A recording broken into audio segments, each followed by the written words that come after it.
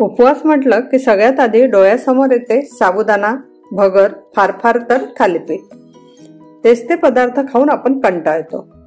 तुम्ही रताळ्याचा गोड किस खाल्ला असेल, तेव्हा यावेळेस आज आपण बनवूया उपवासाचा चटपटीत रताळ्याचा किस. चला तर वळूया रेसिपीकडे. नमस्कार मंडळी, तुम्हा सर्वांचे मनापासून खूप खूप स्वागत. हे रताळे आहे. इथे मी अर्धा किलो हे रताळे घेतलेली आहे. दोन प्रकारचे रताळे बाजारामध्ये मिळतात. एक अशी पांढऱ्या रंगाचे असतात आणि लाल रंगाचे असतात. आता याला माती लागलेली असते, त्यामुळे हे रताळे मी पाण्यात 15 ते 20 मिनिटं भिजत ठेवणार आहे. इथे मी भांड्यात पाणी घेतलं आहे. त्याच्यामध्ये हे रताळे मी भिजत घालते. माती जर जास्त प्रमाणात असेल तर जास्त वेळ तुम्ही हे रताळे भिजत ठेवायची आहे आणि त्यानंतर स्वच्छ 2 ते 3 पाण्याने स्वच्छ धुवून घ्यायची आहे. याला माती जास्त नाही आहे, त्यामुळे मी 15 ते 20 मिनिटच ठेवणार आहे. 15 मिनिटं मी पाण्यात भिजत ठेवले होते. आता हे रताळी 3 ते 4 पाण्याने स्वच्छ धुवून घेते. रताळी हे मी 3-4 पाण्याने स्वच्छ धुवून घेतली आहे. आता याची साल ही वरची काढून घ्यायची आहे. अशा प्रकारे इथे मी अशा प्रकारे याची साल काढून घेतलेली आहे. आता आपल्याला खोबरं किसणीने किसून घ्यायचं आहे. इथे मी अशा प्रकारची ही खोबरं किसणी वापरते आहे. इथे हे या साईडने जर किसलं तर किस हा जाड होणार आहे आणि इथे तुम्ही बघू शकता हे बारीक बारीक आहे. या साईडने किसलं तर किस हा बारीक होतो, पण जाडच याच्याने किसायचा, म्हणजे किस जाडच किस खायला छान लागतो. हे रताळी कंदमुळा प्रकारात मोडतात, अतिशय पौष्टिक असतात. इथे मी गॅसवर भांड गरम करायला ठेवलेलं आहे. यामध्ये मी अर्धी वाटी हे शेंगदाणे भाजून घेणार आहे. गॅसची फ्लेम मीडियम ठेवून मी इथे शेंगदाणे भाजून घेते. आता इथे शेंगदाणे आपले भाजून झालेले आहे. त्याला तुम्ही पाहू शकता शेंगदाण्याला काळी डाग पडलेली आहे. खूप जास्तही भाजून घ्यायची नाही, नाहीतर ते जळकान लागतात खाताना. आता मी हे शेंगदाणे काढून घेते. इथे मी गॅस बंद केली आहे. आता इथे मी शेंगदाणे थंड करून घेते आणि मिक्सरमध्ये याची जाडसर भरट करून घेते. मी हे सालीसकटच याची भरट करून घेणार आहे. तुम्हाला जर साल नको असेल तर साल काढून सुद्धा याची भरट करू शकता. हा किस किसून घेतलेला आहे. किसल्यानंतर हा थोडा काळापट पडतो, त्यामुळे याला पाण्यात ठेवलेला आहे मी. आणखी थोडं पाणी टाकून आणि हा किस पिळून मी काढून घेते. आता इथे मी भांड गरम करायला ठेवलं आहे. त्यामध्ये मी इथे शेंगदाण्याचं तेल टाकत आहे, अगदी थोडं, 2 ते 3 चम्मच. इथे माझ्याकडून सुरुवातीला तेल कमी टाकलं गेलं आहे. तुम्ही यापेक्षा दुप्पट टाका. याला तेल जास्त लागते.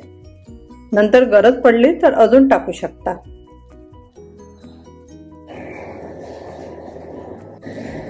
तेल इथे गरम झालाय. त्यामध्ये मी पाव चम्मच जिरं घालते. 2 मिरच्या हिरव्या बारीक चिरून घेतल्या, त्या घालणार आहे. आणि कढीपत्त्याची 5-6 पानं ही घालायची आहे. जर तुम्ही उपासाला खात नसेल कढीपत्ता, नाही घातलं तरी चालेल.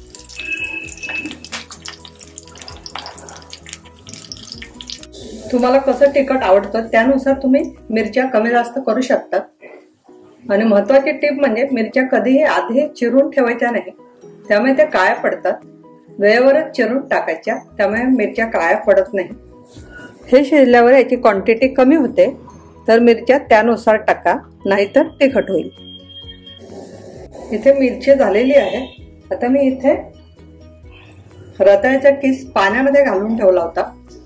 किसतानाच पाण्यामध्ये घालायचा किंवा किसून झाला की लगेच त्यामध्ये पाणी घालून ठेवायचं, त्यामुळे तो काळा पडत नाही.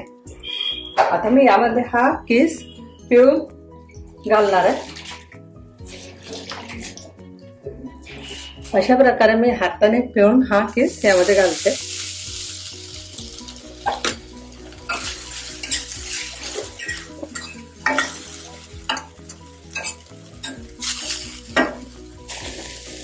हाताने पिळून याला पाणी काढून घेतलंय.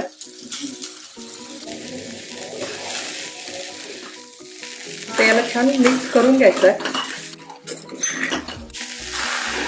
मी इथे तेल अजून टाकलं कारण माझ्याकडून आधी तेल कमी झालं होतं. तर यामध्ये चवीनुसार मीठ घालायचं आहे. मीठ घालताना लक्षात ठेवायचं की ह्या चीज शिजल्यानंतर त्याची क्वांटिटी कमी होते, तसा अंदाज घेऊन मीठ घालायचं आहे. आता याला छान मिक्स करून घेते. आता यामध्ये अर्धी वाटी शेंगदाण्याचा जाडसर कूट करून घेतलाय तो घालूया आणि छान याला व्यवस्थित मिक्स करून घ्यायचं आहे. मीडियम गॅसवरच हे आपल्याला शिजवून घ्यायचं आहे.